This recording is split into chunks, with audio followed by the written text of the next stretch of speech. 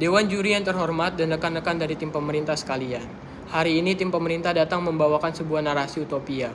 Mereka menjanjikan sebuah mekanisme student loan yang terdengarannya sangatlah protektif dengan bumbu kata-kata manis seperti bunga profesional, pembayaran gradual, dan klaim bahwa ini adalah solusi penyelamat untuk kelompok lower class agar mereka bisa menjadi visioner ataupun agar mereka bisa melanjutkan ke pendidikan tinggi. Namun nyatanya mari kita singkap topeng idealis tersebut. Di balik regulasi yang katanya ramah ini, pemerintah sebenarnya sedang melegitimasi sebuah bom waktu finansial. Mereka sedang mencoba mengadopsi sistem yang telah terbukti gagal total di negara maju, lalu memaksanya masuk ke dalam ekosistem ekonomi Indonesia yang sangatlah rapuh.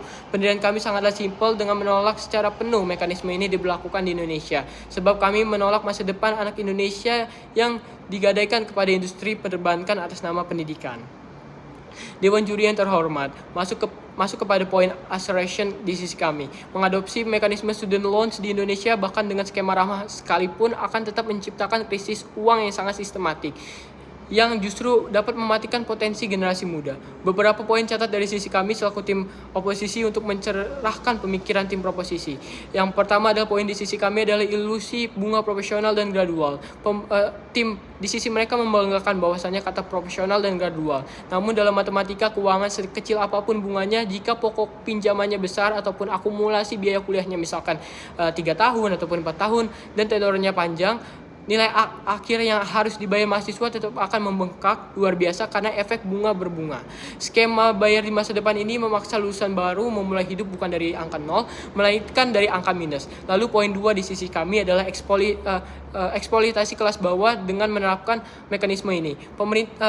Tim pemerintah menyatakan bahwasannya skema ini ditargetkan untuk kelompok lower class. Ini adalah ketidakadilan sosial yang nyata. Mengapa anak orang kaya bisa kuliah dengan tenang menggunakan uang orang tuanya, sementara anak-anak miskin harus memikul beban utang puluhan juta hanya untuk mendapatkan hak pendidikan yang sama. Kelompok lower class tidak memiliki jaringan pengaman sosial. Jika mereka gagal dapat kerja, mereka tidak mempunyai tabungan keluarga untuk menutupi cicilan. Skema dari tim pemerintah bukan membuat mereka naik kelas, melainkan menjebak mereka dalam kemiskinan ekstrim yang lebih mendalam. Lalu dari mekanisme ini tentunya dapat membunuh mental visioner. Di sisi mereka mengklaim bahwasannya utang ini mendidik mahasiswa menjadi visioner dan memiliki planning masa depan yang sangatlah jelas. Kenyataannya justru terbalik. Arah hidup mereka pun menjadi sangatlah kaku dan terbatas karena disetir oleh hutang. Lulusan yang punya hutang tidak akan berani mengambil resiko visioner seperti membangun startup ataupun lainnya, ataupun membuat riset murni ataupun menjadi schoolpreneur. Pilihan hidup mereka dipersempit secara paksa. Mereka harus mencari pekerjaan formal apapun, yang penting gajinya cukup untuk membayar cicilan bulan depan agar tidak dikejar oleh debt collector.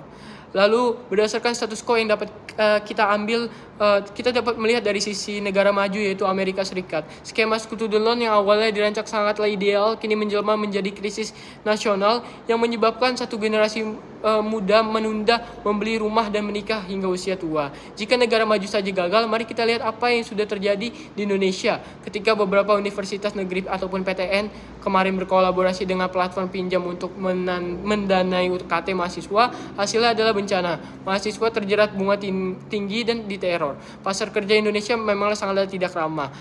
Angka pengangguran sarjana tinggi masih sangat tinggi dan mayoritas lulusan baru diserap di sektor informal dengan gaji yang sangatlah pas-pasan ataupun UMR. Memotong gaji UMR yang sudah mepet untuk membayar utang kuliah adalah kemustahilan ekonomi yang sangatlah nyata. Lalu kenyataannya, jika kita melihat, ketika kita mengadopsi mekanisme ini, komersialisasi pendidikan akan menjadi hal yang tidak diputarbalikkan. Mungkin di sisi pemerintah akan memiliki pembenaran moral untuk lepas tangan, memotong subsidi PTN, dan mengurangi beasiswa seperti KIP, kuliah, ataupun KJMU. Karena menganggap toh mahasiswa lower class bisa pinjam ke bank. Pendidikan yang merupakan hak warga negara sesuai Undang-Undang Dasar 1945 bergeser sepenuhnya menjadi komoditas komersial. Tentunya dampaknya sangat mengerikan bagi struktur sosial kita. Pertama adalah financial blacklisting. Mahasiswa yang gagal bayar karena kondisi pasar kerja yang buruk akan langsung masuk daftar hitam OJK. Masa depan finansial mereka mati sebelum dimulai. Mereka tidak akan bisa mengakses KPR, rumah, ataupun kredit usaha seumur hidupnya. Yang kedua adalah jurang ketimpangan ataupun kesenjangan retribusi. Alih-alih memperbaiki dampak retribusif yang adil seperti klaim pemerintah, akan tetapi justru akan memperlebar. Anak orang kaya lulus tanpa beban dan gajinya utuh untuk investasi. Sementara anak orang miskin gajinya habis dipotong utang. Ini adalah penindasan struktural yang dilegalkan. Oleh karena itu, sebagai tim oposisi, tentunya kami menolak secara penuh mekanisme student loan yang ditawarkan oleh tim proposisi hari ini. Bukan sebagai solusi visioner, melainkan sebuah kemalasan berpikir dalam membenahi akar masalah. Mahalnya biaya pendidikan, gula-gula manis, kemudahan akses, dan bunga profesional adalah racun yang akan menyandra produktivitas generasi muda Indonesia di masa depan. Solusi untuk kelas bawah di Indonesia adalah memperluas beasiswa gratis, mengakses biaya UKT yang ugal-ugalan, dan mengaudit dana abadi pendidikan. Bukan malah memaksa orang miskin untuk berutang demi bersekolah. Sebab tugas negara adalah mencerdaskan kehidupan bangsa melalui edukasi, bukan mencerdaskan industri keuangan melalui eksploitasi mahasiswa. Berdasarkan hal tersebut, kami menuntut Dewan Juri untuk menolak mosi ini. Saya bangga menjadi tim oposisi. Terima kasih.